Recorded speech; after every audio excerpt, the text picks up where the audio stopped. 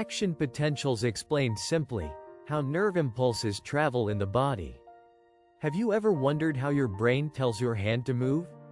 How do you instantly pull your hand away from a hot object? Or how does your heart know when to beat? The answer lies in one of the most fascinating processes in the human body, the action potential. In today's video, I'll explain action potentials in the simplest way possible. Whether you're a nursing student, a medical student, or simply curious about how the body works, this lesson is for you. Welcome to Williams Health Tips, where you're empowered to understand your body and make healthier decisions.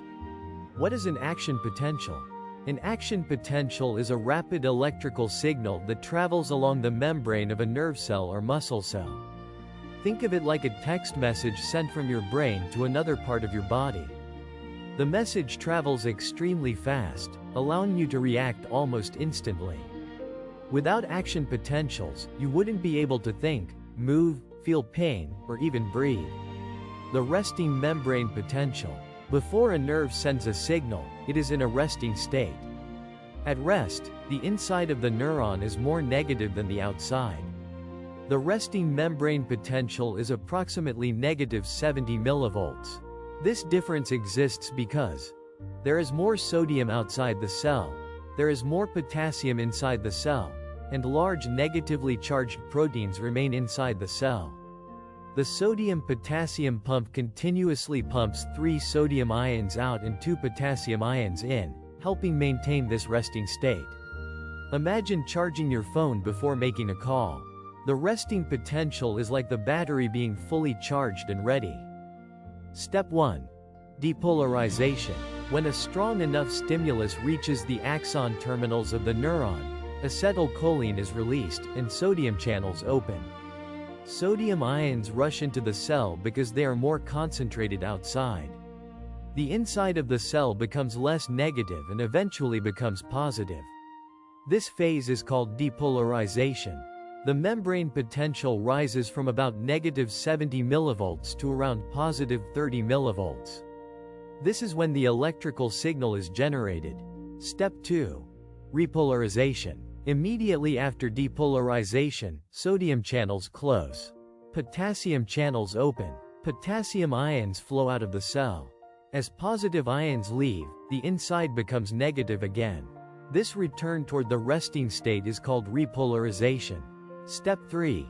Hyperpolarization. Sometimes potassium channels stay open slightly longer than necessary. Too many potassium ions leave the cell. The membrane becomes even more negative than its normal resting level. This phase is called hyperpolarization. Soon after, the sodium-potassium pump restores the normal resting membrane potential. The refractory period. After firing, the neuron needs a short recovery period. During this time, it cannot immediately produce another action potential. This is called the refractory period. It prevents signals from traveling backward and ensures nerve impulses move in only one direction. The all or none principle. An action potential follows the all or none law. This means that if the stimulus reaches the threshold, a full action potential occurs. If it does not reach the threshold, no action potential occurs. There are no half-strength action potentials. It's like switching on a light. Either it turns on completely or it stays off. Saltatory conduction. Some nerve fibers are covered with myelin, an insulating layer. Between the myelin are small gaps called the nodes of Ranvier. Instead of traveling continuously, the electrical impulse jumps from one node to the next. This process is called saltatory conduction. It makes nerve impulses travel much faster while saving energy. Clinical importance. Understanding action potentials helps explain many medical conditions.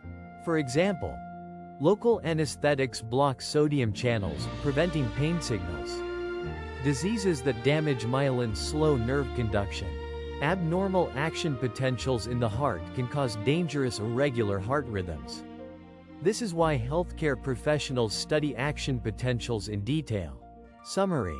Let's quickly review. An action potential has 5 main stages: resting membrane potential, depolarization, repolarization, hyperpolarization, and return to resting state.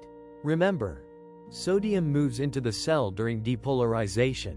Potassium moves out during repolarization. The sodium-potassium pump restores the resting membrane potential. Closing. I hope this explanation has made action potentials easy to understand. If this video helped you, please like, share, and subscribe to William's Health Tips. Leave a comment below telling me which physiology topic you'd like me to explain next. Until next time, stay healthy, keep learning, and remember, knowledge is one of the best medicines.